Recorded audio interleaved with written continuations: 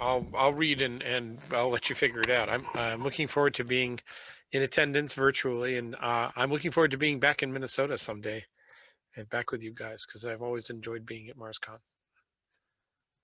So this is a story from City by the Bay, which is a novel set in Novaya Rossiya, which is California, except it's under Imperial Russia. There is no United States. Unshakable Faith. With a sigh, Father Mikhail dropped into the rudimentary bench set along the partially built wall. He reached within his cassock and drew out a set of polished wooden rosary beads, examined them, and then let them fall in his lap. He wiped his brow with his sleeve and looked around, and his gaze finally landing on Brother Gennady, who was engaged in a conversation with a workman in halting Spanish. "You're working too hard, brother." The young monk gave the workman a slight bow, came around Mikhail, his sandals kicking up dust. "And you should take better care of yourself, yet, Mikhail. Are you feeling well?" "No, not really. I'm just tired." "Perhaps you should go back inside and rest." "What, and pass up the opportunity to see you work so hard? I would not miss it. What is the Brodyaga Spaniard to say? More delays?" Gennady sat next to the older man. "Well, as you know, my Spanish is a work in progress, so I'm not sure I got the full meaning, but apparently they're having trouble with the mortar. It's too watery, I think." "I would not be surprised if they were watering it themselves." "That is most uncharitable of you, Otyets. These are good men. They take pride in their work." "They do not work here for the glory of God, Brother Gennady. They work for rubles, just as they once worked for pesos. Even when the church is built, and God willing, it will someday be finished, I hardly think we'll ever see them any of them come in to worship." "That's what Captain Donatiev said. They're scarcely Catholic. They're unlikely to become Orthodox. But build your church anyway, brother." His intonation was perfect mimicry of the commander of the garrison here at the Tsar's newest outpost. It was enough to bring a smile to Father Mikhail's face. "Mocking is unbecoming a servant of God," Mikhail said, but he couldn't help but smile. "The Archbishop sent us to build a church, and we will do as directed, whether anyone comes to visit it or not." The terms of the treaty between the crowns of Great Britain and Russia had been agreed upon as early as 1809, but it had taken 7 years for the details to be fully worked out. The great autocrat, the Tsar of all the Russias, had been granted, with British approval, a large swath of land that had formerly been the northern part of the province the Spanish had called Alta California. This was not out of any great love that King George had for his cousin Tsar Alexander. Indeed, it was not even his decision, given his advanced state of madness. But the regent was also none too fond of the Tsar. It was merely political expediency, a way to keep the rich boundary of the Pacific out of the hands of the French. Poaching territory for the crumbling Spanish Empire had been done in the face of an earnest embassy from First Minister Lafayette to the court of St. Petersburg, which was turned away when the treaty was announced. The court of St. James might have wanted Alta California for itself, but they, like the Russians, might have found it difficult to defend. In any case, it was better to have an ally in Russia than to have the Tsar find common cause with the Bourbon kings. Alta California, at least the northern portion, would be converted into Novaya Rossiya. The Californios mostly met the change of authority with indifference, and even though the viceroy in San Diego recommended that they withdraw, the most devoted of the friars in the various missions up and down the coast remained, pursuing their evangelical mission, despite the absence of Spanish troops from the abandoned presidios. In the spring of 1816, after the establishment of Fort Ross in the north to manage the fur trade, Georgy Nikolaevich Donatiev, the eldest son of Baron Donatiev, was given command of an expedition to the south to plant the double eagle flag of the Russian Empire in the site of the small village that the Spanish called Yerba Buena. In addition to soldiers, the expedition included carpenters and blacksmiths and other craftsmen, and an aged Russian Orthodox priest, Father Mikhail, and his young acolyte, Brother Gennady. To himself, Donatiev wondered whom Mikhail might have angered to be sent 10,000 miles to be buried so far from home. The little settlement, still called Yerba Buena since Donatiev had no particular desire to invent a name for it, slowly grew with the arrival of craftsmen and settlers and farmers from the Pacific rim of the empire. As spring turned to summer, it began to be a regular stop for trading vessels coming from the treaty port of Lahaina, the Sandwich Islands. Brother Gennady heard the sailors' tales of the tropical paradise across the ocean, but still found great beauty in the paradise where Yerba Buena was located. But the comparison made Mikhail grumble. In the meanwhile, the church had begun to come together despite the work habits of the Californios who had been hired to build it. It seemed every day there was a shortage of something at the work site: bricks, wooden beams, even nails. Every time something was unavailable, the workmen would leave off to sleep or smoke or just disappear. He had heard Captain Donatiev tell Father Mikhail in no uncertain terms that there was no spare capacity among the carpenters or brickmakers or blacksmiths to help build the church. He'd have to make do with whatever he could find. And in the meanwhile, the spiritual needs of the flock, such as they were, could be met in the ground floor of the custom house in the main settlement until the church was ready. To Brother Gennady's surprise, however, supplies often turned up after a few hours. The carpenters and brickmakers and blacksmiths would never say they would disobey the direct orders of the commander of the settlement by bringing a few spare beams of wood or a few hundred bricks or a bucket of nails. Nor would their casual advice, as they stood with Father Mikhail, smoking pipes and looking up at the facade, be construed, at least by them, as assistant for what was considered a low priority project. Yet the church slowly rose, simple and austere, but handsome all the same. God provides, was all that Mikhail would say. Somehow the gruff old priest had ways of charming the skilled craftsmen of Yerba Buena, most of whom were regular communicants at the church service in the custom house. Brother Gennady keenly felt Father Mikhail's profound sadness as being so far from the Rodina, but it warmed his heart to see the joy in his older colleague's eyes and voice when he communicated the sacraments to the flock that attended the services in his makeshift church. A few weeks before the end of June, Gennady took a break from the preparation for the solemnity of Saints Peter and Paul, the first opportunity to celebrate a major feast day with the congregation of Yerba Buena. Pascha had been quite a makeshift affair, and Mikhail had decided that Peter and Paul would be a good opportunity to emphasize the primacy of the church and the heavenly blessing bestowed upon the expedition. But there was an afternoon where Gennady was able to get away from the settlement and walk up the hills along the old Spanish road that led to the Presidio, the little fort that the former colonial power had left behind and the current one had not seen fit to repair. He took a small skin of local wine, some bread, and some cheese, and a few ripe peaches, and went off on his own. The day was less hot than he would have expected, and the weather was very changeable. The sun would be high overhead, beating down, and then a cloud would pass in front, making the day gloomy. And it was quiet. There were sounds of birds and a few animals, but no axes or hammers or saws, no laughter or cursing or shouting or the drill of military arms. This must have been what it was like in the garden, he said to himself as he sat on a rock and dried his lunch. Only the first few days, a voice said in badly accented Russian. Gennady was on his guard at once, standing and grabbing his walking staff. Oh, be at your ease, brother, the voice continued, and presently a man in a brown robe and stout boots emerged from the trees. He wore a trim beard, but no tonsure, carried a loose sack and a strap over his shoulder.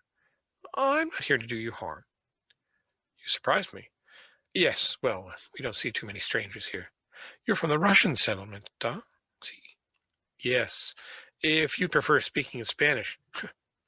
Claro, it could not be worse than my Russian. He shifted the other language at once. Welcome, brother. I'm Brother Gonzalo, the Order of St. Francis. May I sit? Oh, of course. I'm Brother Gennady of... Before he could continue, the ground began to vibrate very slightly, as if being shaken by a mighty unseen hand. After the tremor passed, Gonzalo crossed himself in the Catholic fashion. You clearly have a better connection to the Almighty than I do. Gennady crossed himself in turn. I don't know about that. There have been several of those in the last few days, but that seemed very strong. Fact of life here. Gonzalo reached into his bag and drew out a small handful of nuts, handed a few to Gennady, began to work on the ones he retained. A few tremors here and there, but from time to time there's a strong one. A couple of years back there was a temblor strong enough to bring down our barn. Truly? Well, yes, to be sure. You have to build strong here in Alta California. Novaya Rossiya. Names. Let the politicos decide them. But you and I, we're men of God. What do we care what the land is called? So you hold no allegiance to His Catholic Majesty? He's far away and he's abandoned us. The Viceroy had his mind on other things, and our order told us to move out. And you, do you care what your Tsar thinks of your little settlement? Of course. Of course. Well, a bit of advice, brother. Allegiance is earned. Let him show how much he cares for you first. That's not how it works, brother. perhaps in Spain, but not in Russia. There was a very mild tremor just as Gennady finished speaking. Gonzalo, without replying, raised his right eyebrow slightly. Then he picked up his sack and stood up, sweeping nutshells from his cassock. Well, if you care to accompany back to the mission, he said, perhaps we can discuss it over a glass of two or wine. Yes, yes, we've all felt the tremors, Donatiev said. He stood up from behind his desk and walked to the large armoire on the side of his office. He opened it and pulled out a bottle and a small glass. He began to turn, then grabbed a second one, brought both to the desk. He uncorked the bottle and poured clear liquid into each glass. Mikhail frowned and was about to say something about how early in the day it was, but shrugged and took one of the glasses. He raised his glass, gave a toast, and downed it. Mikhail grunted and drank. So, what would you like me to do for you? I would not say that I was here to ask you to do anything about them, Captain. I just wanted to know if you were taking them into your calculations. Meaning? Well, we're all building things, Captain. I erect a temple to the Most High. You build an entire colony. I worry that one good shaking will bring it all down. You worry too much, Father. And I would say to you, Georgy Nikolaevich, that you worry too little. My assistant Gennady has learned. Learned? From who? The Spanish monks in the hills. He's been talking to the Spanish monks? Why was I not told of this earlier? Oh, there are neighbors, Georgy, Captain. They mean us no harm. That is not for you to decide, Donatiev said. He stood up and put his glass on the desk. It's your desire to express goodwill to all men, Spanish, Russian, British, Catholic, Orthodox, and whatever faith the British profess. But you overlook the danger they present. A few monks at a little monastery, how could they possibly pose a danger, Georgy? There are eyes and ears, Mikhail. They're spies. For whom? For the Viceroy. San Diego is hundreds of miles to the south, Mikhail said. He rolled the small glass between his palms, nervous gesture. How do you suppose they get messages? A fleet of fast ships or horses, or do they just use their Catholic magic? They're abandoned monks on a mission that their viceroy has left behind. They pose no threat. You're a very poor judge of that. Mikhail leaned forward and placed his glass next to Donatiev's, then settled himself in his chair and scratched his beard. I think you estimate my judgment, as always. The threat is the shaking of the earth, Georgy Nikolaevich. Perhaps this place was not such a good choice after all. Ha! So now you question my judgment. I think you worry far too much about something over which we have little control. The tremors will stop. The giant under the earth merely shifts in his sleep. Making it into a folk tale does not make it easier to deal with. No, of course it does not. But it makes it easier for the men to accept. You tell your folk tales. I tell mine. Mikhail appeared ready to respond, offended when Donatiev began to laugh. Don't worry, Father. If your little church is ready to celebrate the feast of Peter and Paul, I can promise you that it will be filled. The Californios worked no harder with the end of their task in sight. If anything, it seemed to Gennady they moved even more slowly, despite his encouragement and the scowls and complaints from Father Mikhail.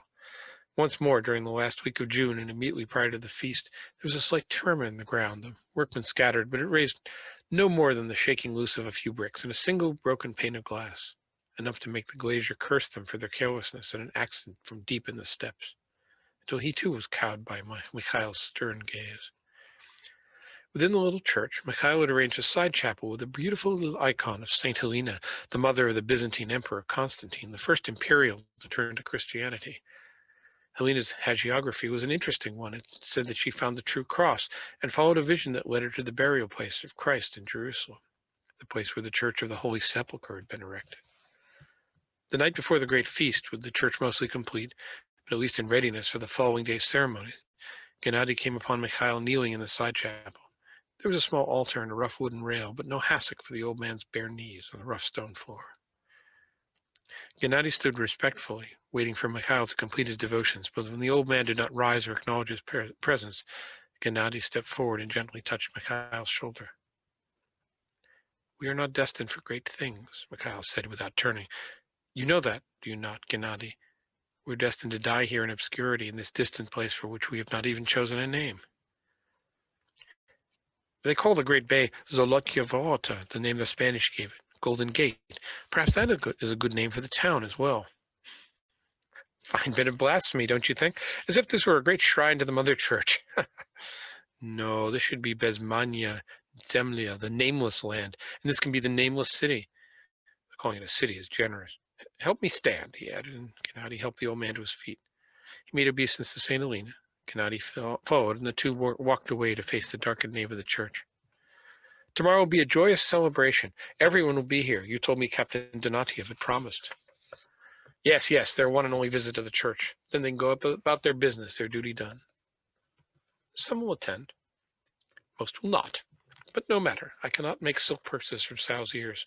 Perhaps they will come and pray when the ground trembles. What do you make of that, by the way? I suspect the land is unstable. Brother Gonzalo said, oh, the Spanish monk is now an authority. He's been here far longer than we have yet. He said that such things come and go, a few shakes, and then nothing for months on end. So we've seen the last of it? I don't know, but he's not worried, so I'm not worried. Mikhail looked over his shoulder at St. Helena, the gilt of the icon reflecting dimly from the votive light before it. I have a feeling we should be worried, brother, but perhaps St. Helena will intercede for us here in the nameless lands.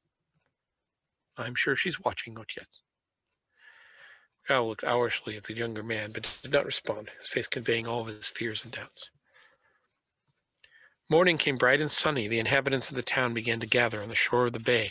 They found Brother Gennady and Father Mikhail already on hand at a small altar with the icon of St. Helena, a small ceramic bowl, and a large beeswax candle placed on it. The two religious men were clothed in their best vestments and were attended by several workers from the church, as well as two brown-robed Spaniards, evidently visiting for their mission in the hills. On the edge of the beach was a large Orthodox cross set in a footing from which it would be removed so it could be carried to the church. When most of the town was assembled, Father Mikhail raised his hands above him and chanted in Russian, Holy God, Holy Mighty, Holy Immortal, have mercy on us. He then proceeded to recite the Trisagion prayers with the congregation, at least those that knew the prayers, following along. Glory to thee, our God, glory to thee.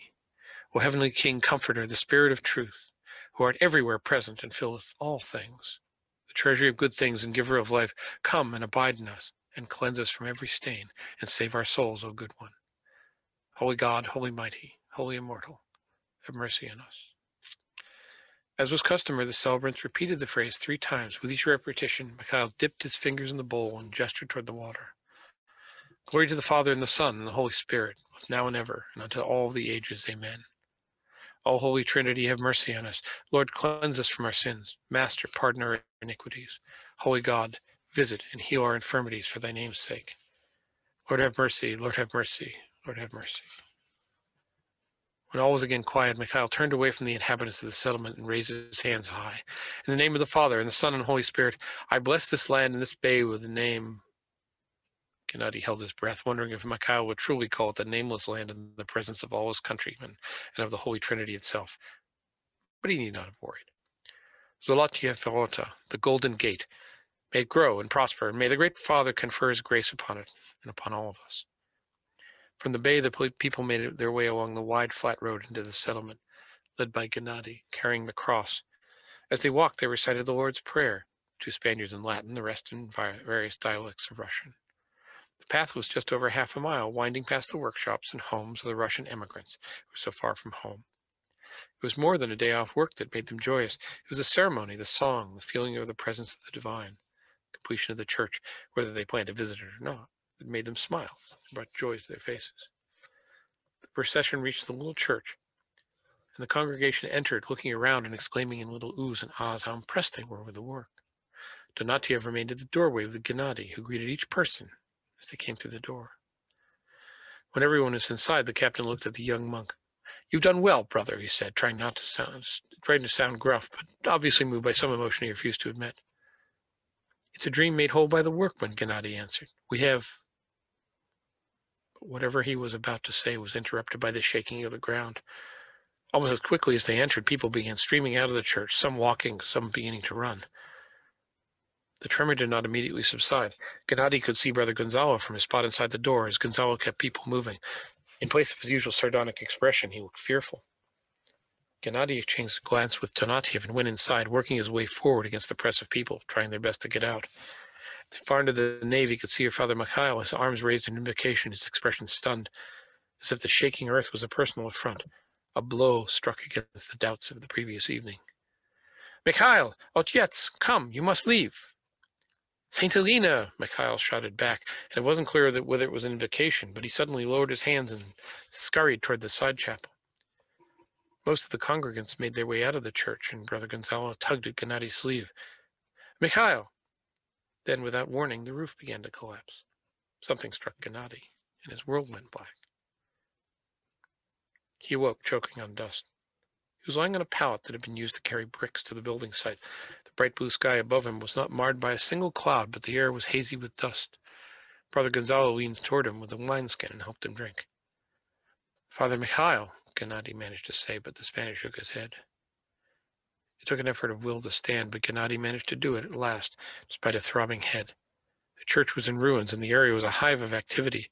A number of people were sitting or lying, also affected by some injury. Gennadi touched his head and found it had been roughly bandaged. Those that could do so reached their hands out wordlessly or with some whispered prayer. He touched each of them, unable to reply. Donatiev was at the center of us all, his rich dress uniform covered in dust, his hat lost or discarded somewhere. Brother, thank God. For a while we thought we lost both of you. Both? Mikhail. Donatiev looked down, then reached within his vest and drew out the tiny icon of St. Helena. He did not want to leave this behind.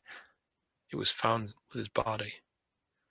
Gennadi took the icon from the captain and kissed it gently. For this, Gennadi thought, for you, blessed Helena, my dearest friend died. No. If there's anything I can do, yes, very much, Captain. There is most certainly something you can do. He turned away and climbed up the short stairs that were all that remained of the flight leading to the bell tower. Hear me, he said, holding the icon high. The modest height made him very slightly dizzy, but he ignored it. My friends, my children, hear me. To his surprise, he commanded the attention of everyone below, working in the rubble, lying on pallets with their injuries, even Donatiev, who had a curious expression on his face. We have suffered a terrible loss, far from our homes, far from the Rodina.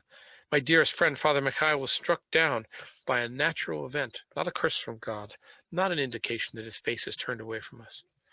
I have in the hands the icon of the blessed Saint Helena, who found the true cross and the place where our precious Savior was buried in Jerusalem. My friend, our friend, died when recovering it from its place of distinction within our church. There is only one way to honor his memory and his sacrifice. We must not abandon our plan to serve Holy Mother Church. We must rebuild our structure, make it grander and greater than this one. We must find a suitable place closer to heaven. He paused and looked out landward toward the hills beyond the town. One in particular, a tall, conical hill where he knew Donatiev had talked of building a lookout tower, called to him. There, he said, pointing to it. There we will erect a new, greater church, one that honors the memory of Father Mikhail and that honors Saint Helena. Not Bezmanya Zemlya, I thought, not the nameless land. It is the name we should give to our town beside the Golden Gate, Saint Helena. Do you not agree, Kapitan Georgy Nikhailovich? Before Donatiev could answer, a shout rose from the assembled people. They called out the name of the saint, whose icon Gennadi held aloft, its gilt catching the sparkle of the morning sun. It took 6 months for the letter to arrive from the Archbishop of St. Petersburg, and the rite of consecration was irregular. The abbot of the mission of San Francisco and 2 of the monks participated, but God, whom they worshipped in different ways, smiled upon their work. For it was Father Gennadi who laid his friend to rest in the crypt as soon as a place was prepared for him, even before the official title was proclaimed. It took another 8 months to bring the building materials up to the building site on the lookout hill to construct the church, again with the help of the Franciscans, who had advice on how to set the foundations and reinforce the walls. There was never any question whether the church would be built on the lookout hill or that the town would take its name from the saint to which the church was dedicated. Kapitan Donatiev made no objection, and also said nothing about the effort given to the construction of the edifice, which could be seen from out at sea, the onion dome sometimes ringed with fog and clouds, at others sparkling in sunlight. It was a fitting symbol for St. Helena, the city by the bay. That's it. That's that. Perfect. Yeah. It's a novel, but it has various characters in it. But the main character is the city itself. This is a world where there's no United States. because there was never an American Revolution. So British North America stretches as far west as the Mississippi River. And then there's French North America. There's French America, which is New France, which is Canada. And then there's Spanish America, which includes the Viceroyalty of New Spain. But the 1809 treaty, which is referred to in the story, instead of the Americans and the Spanish kicking the Russians out, the British and the Russians kick the Spanish out. So the Russians get the West Coast, and St. Helena becomes this wonderful entrepot, in which there's a prominent role to be played by the Astors, the Astor family. So the stories in the book are Unshakable Faith. There's a story called The Private Affair, which is about the development of the Vigilance Squadron, which fights against Spanish privateers. And there's Sunset Journey, which is the one I'd really love to read, but is about twice as long and features Martin Van Buren's trip to the West Coast. Then there's Cat's Paw, which is about Norton, not Emperor Norton, because he doesn't go mad, but he's used in this plot against the French. And then there's a story about Brigham Young coming to the West Coast from the Crown Colony of Deseret, and Innocents Abroad, which features Sam Clemens, Mark Twain, who comes to St. Helena in 1878. Water of Life, which is set in what would be the San Joaquin Valley. It has to do with the growing of oranges, and then there's Ends and Beginnings, which is in 1906, which features another major earthquake and winds up with the Russian lands being ceded to the British, and sets up whatever happens in the next book, including the French attack on Pearl Harbor in 1914, which starts the Great War. Oh boy! Wow. So it's an alternate history world, and there's a principal novel which isn't finished, which is set in the 1750s, and which sets this all up. Features Benjamin Franklin.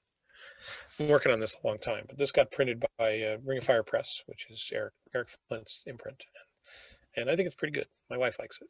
So, excellent. It is full of lovely words, and it tells I think a beautiful story, and it's very inspirational.